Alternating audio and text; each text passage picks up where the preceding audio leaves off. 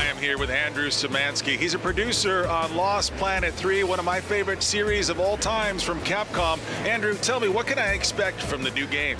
Well, the new Lost Planet is really hitting hard on like the cinematic elements and the character-driven elements. We've gone back to basics in a sense. We're going back in time to tell the story of the history of the planet and of its main character, Jim Payton, who you basically play with from the moment he arrives on the planet all the way to the game's conclusion. So it's really like an origin story of the Lost Planet franchise. Must have a million questions. All I need to know is how a man can earn some credits around here. Thermal energy. That's the name of the game. Now let's talk about some of the enemies in the new game. The Akrid, are they back in this one?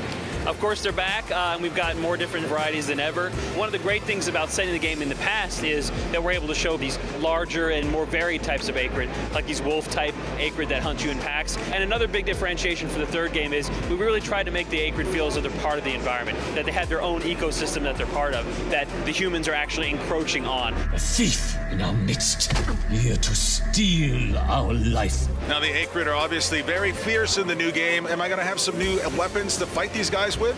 Yes, we have a lot of different types of weapons as well as upgrades that you can get for those weapons. Jim, when he first arrives on the planet, he has more weapons that would be familiar to you and I from the 21st century, shotguns, assault rifles, powder-based weapons, and then later on, you get the experimental pulse rifles and these energy guns and things like that. So we've got a really good spread of weapons.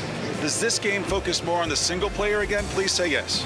It does, and the best way that I can describe it is we've gone back to something similar to the first game where you've got a very strong single-player campaign. It's all about Jim. It's about his desolation and isolation and loneliness out in the wilderness.